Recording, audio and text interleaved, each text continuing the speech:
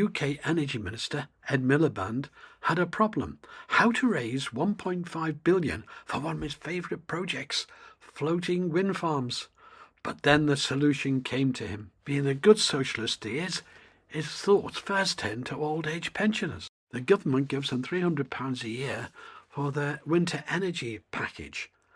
That comes to 1.5 billion. Whoopee!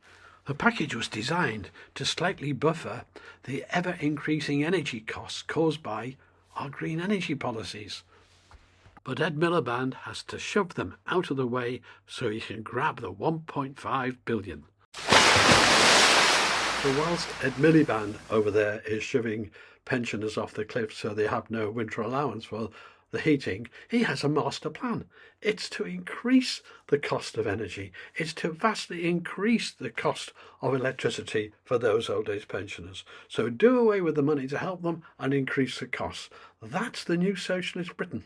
And what has to be understood from the outset is that in New Labour Britain, ideology rules, not common sense. And this, what follows, is a perfect example of that. So we'll start with the what and why of floating wind farms. So what are they? Well, they are literally floating wind farms. They're not connected to the bottom of the sea, and they're tethered, though, by cables to the bottom of the sea, tied down, but they're allowed by themselves to float. The whole idea being that you can get into deeper water with them. On this wind map, you can see that around the coast of Britain, with the blue and light turquoise there, they are the low winds, so the offshore wind farms anchored in shallow water aren't as effective as they would be if they were in deeper water.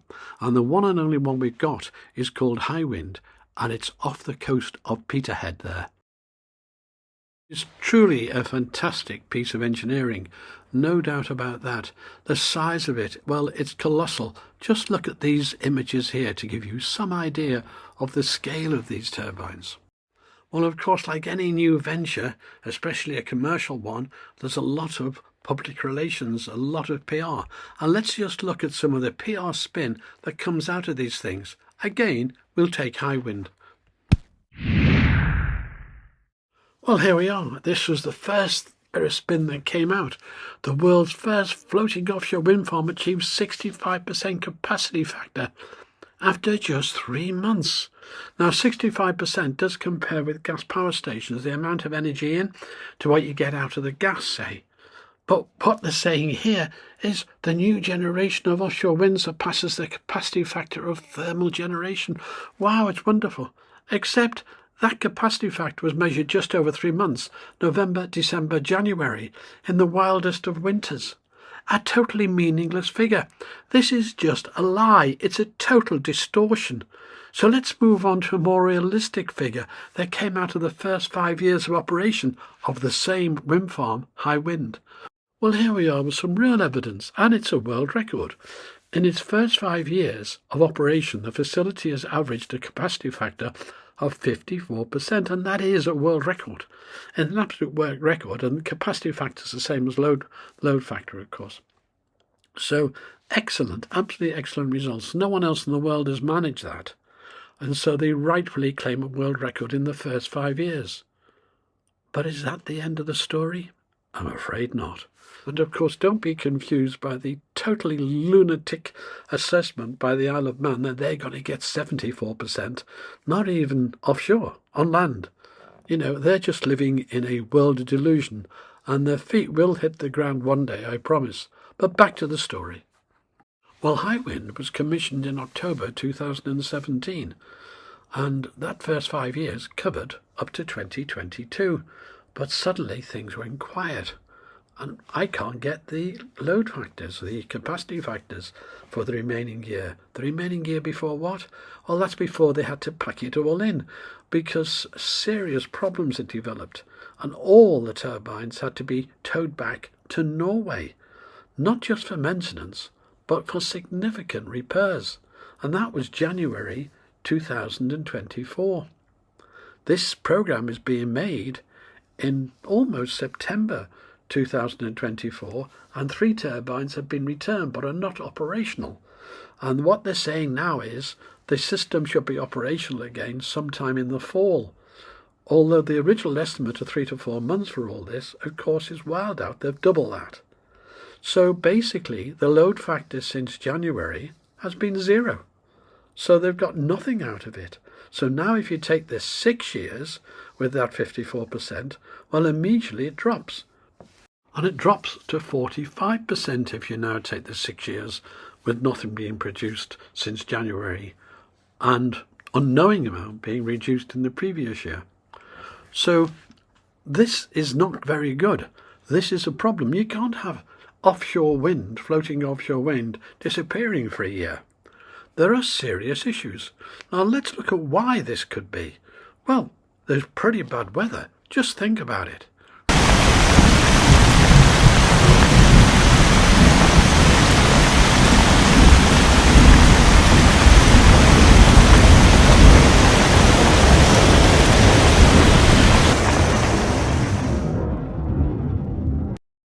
This graph shows the capital costs of installing wind farms as we've added more capacity in Europe.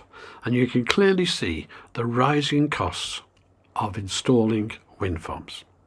There's no doubt about it. The idea they're getting cheaper is ridiculous. They're getting much more expensive.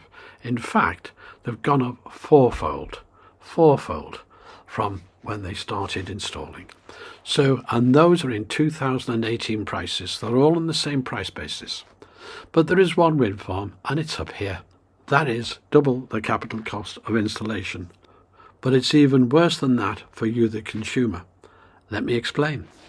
I would like you now to consider the prices we pay for the different forms of renewable energy. Well, here we go. We pay £85 a megawatt hour for solar. That's the current strike price. We pay £89 for onshore wind. That's per megawatt hour.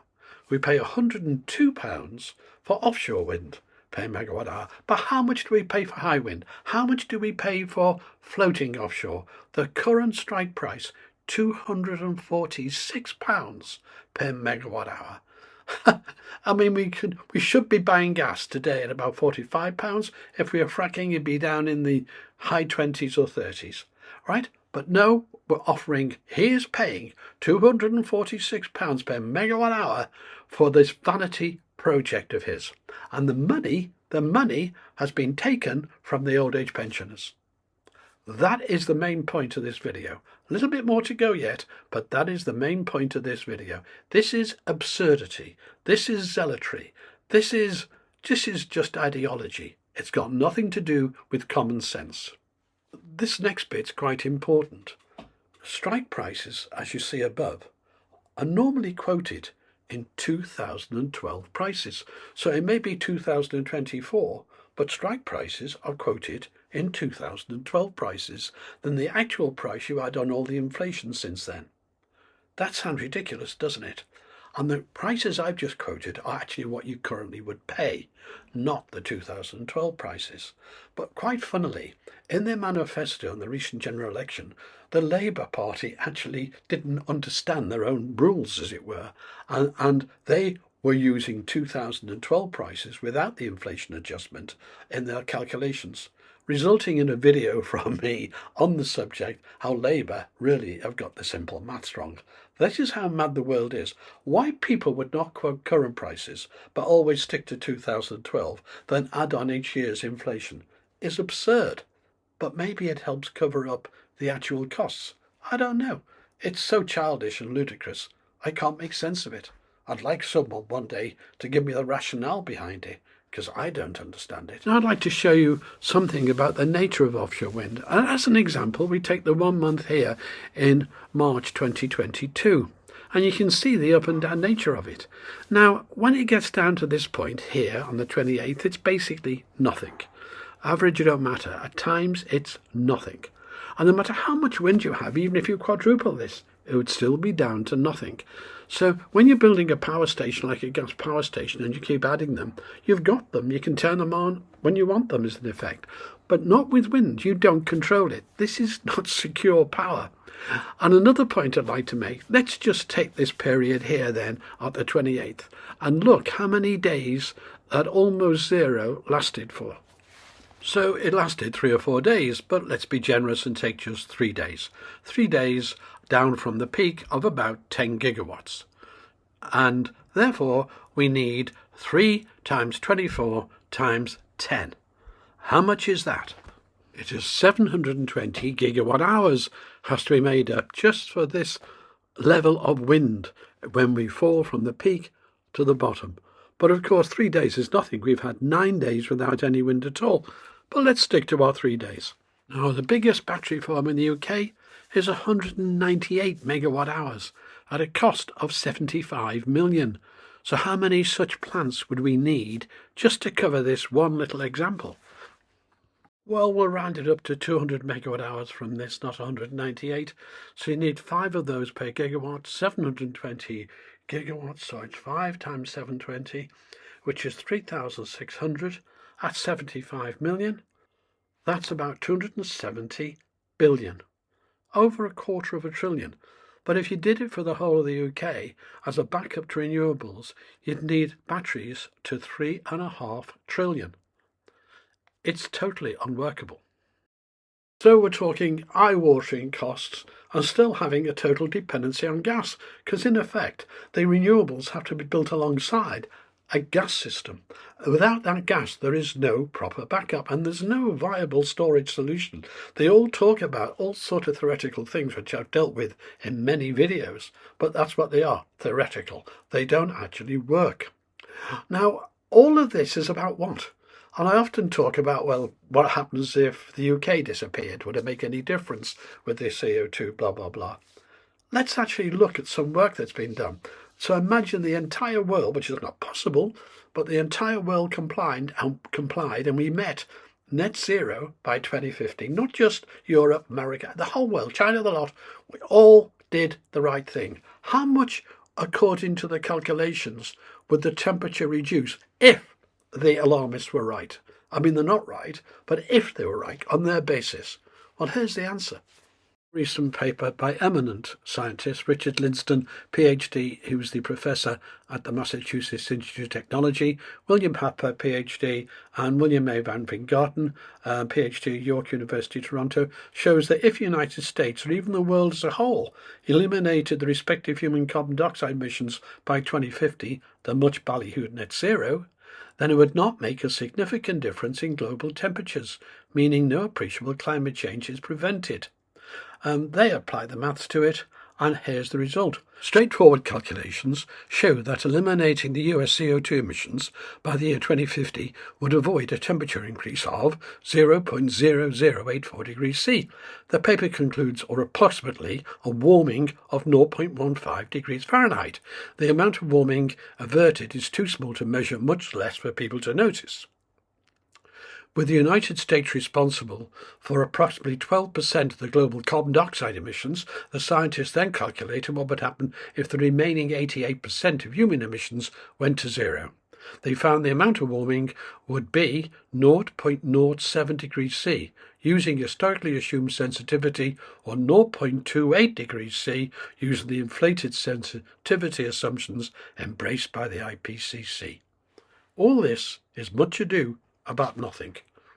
At every level, from national government to local government, they refuse to debate this issue, and those are the simple facts. We are led by idiots.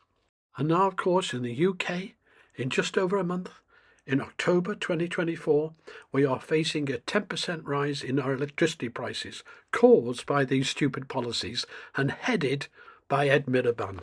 The UK is being locked into decades of high-price energy as these contracts for offshore wind, floating offshore, solar, etc. are granted.